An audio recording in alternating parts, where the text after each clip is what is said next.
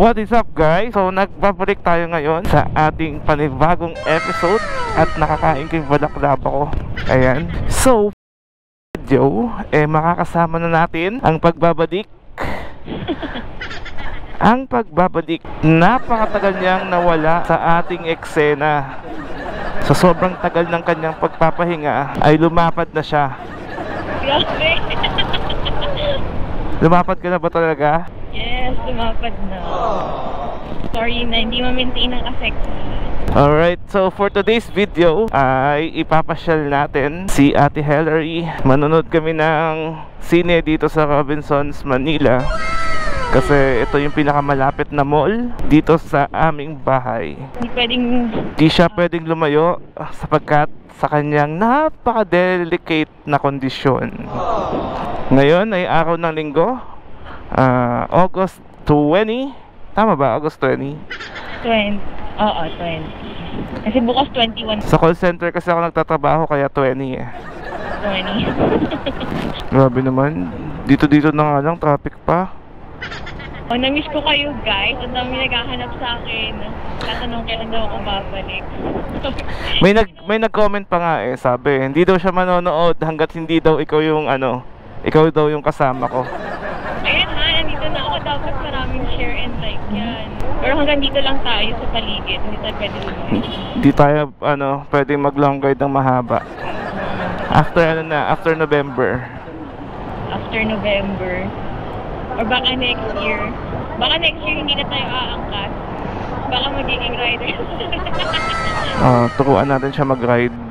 Sa tingin mo, kailangan ko na bang putulin yung episode 18 part, mga ganon-ganon? Bakit? Bakit sa tingin mo? Kasi gagawa na ako ng panibagong name ng series. Ganon? Oo, syempre. Ikaw, kung sa tingin mo, kung anong maganda. Kasi bakit di na siya series? Ano na ba siya? Movie? Movie na? Part 1? Ay, ganun pa rin naman eh. Alam mo yung nandito na yung mall. Ayan na oh. Tapos traffic pa rin. Magpa-park ka na nga lang, traffic pa.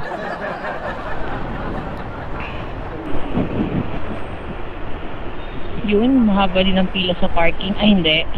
Akala ko sa parking.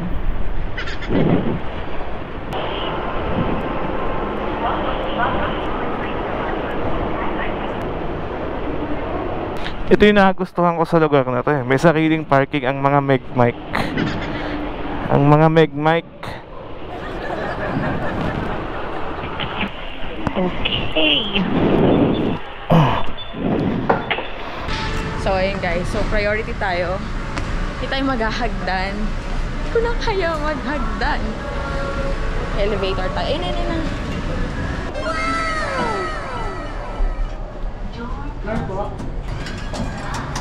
Nagkakasawang tignan pagmasdan ang iyong mga mata.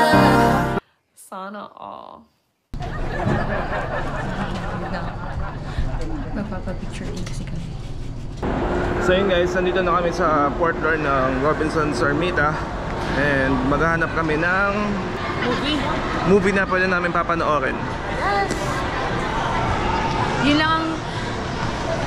Yun lang yung gala na gusto kong magawa. Taekwondo. Paglabas na yung anak ko, papasaliin ko sa taekwondo. So hindi ako makagala ng mga panlabas. Go anywhere, somewhere. So dito tayo sa... Palabas meron dito. Tingnan natin kung anong meron. Ganda. Parang gusto ko rin, pating. So after neto, hahanap muna kami ng photo line kung saan kami pwedeng magpa-picture kasi remembrance namin. Nagugutom ako slight. Ano mo naman, pag nagugutom mo at maya. Kaya nga, chubby ko na eh. Hindi naman sa chubby, pero sakto lang. Saktong laki lang.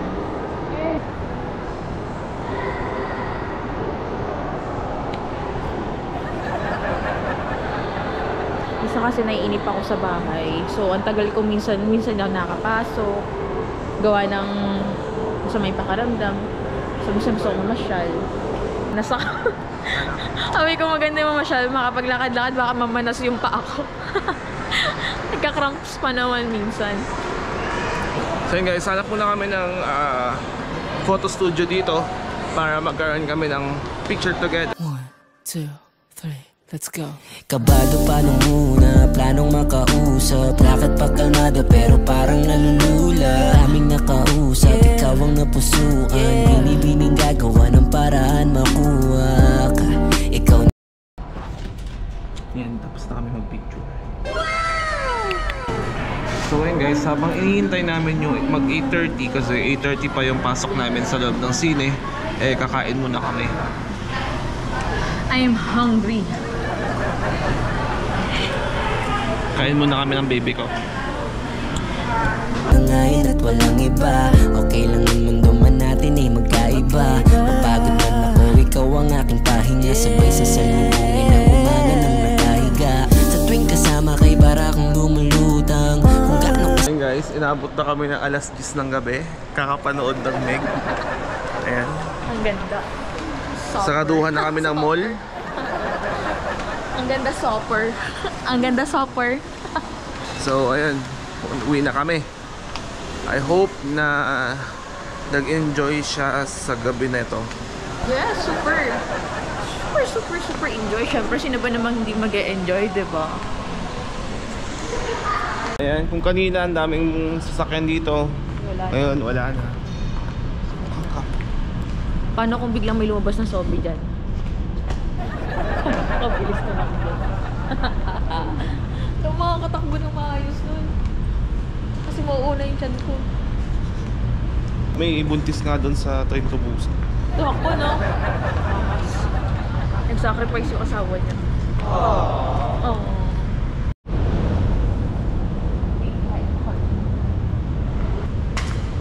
Alright guys, let's go. So, hindi na mahabang pila ngayon sa parking dahil konti na lang ang tao.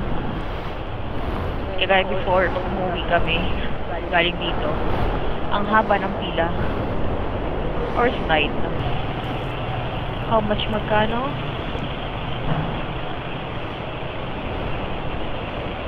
Tip na to.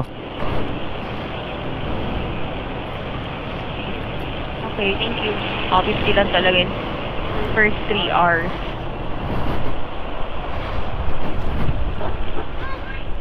Almost.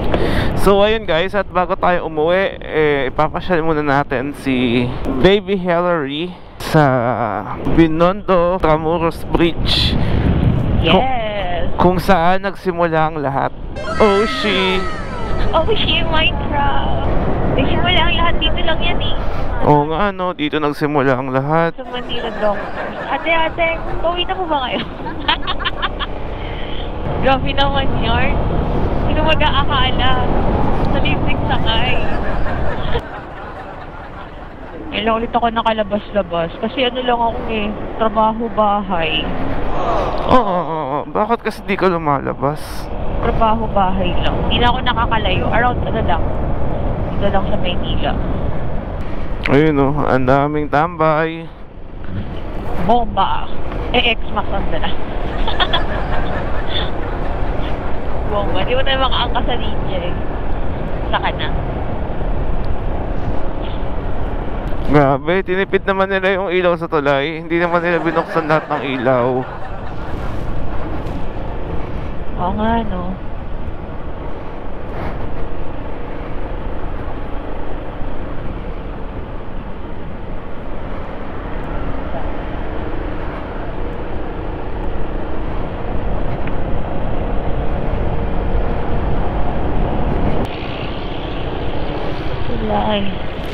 Dati-rati, isa rin tayo sa mga nagde-date dito. Pero ngayon, sinagot na kita. Dati-rati. Dati date lang as a friend. Dati vlog lang. Dati vlog lang. Ngayon, love na. Oh, shit! Sana all love.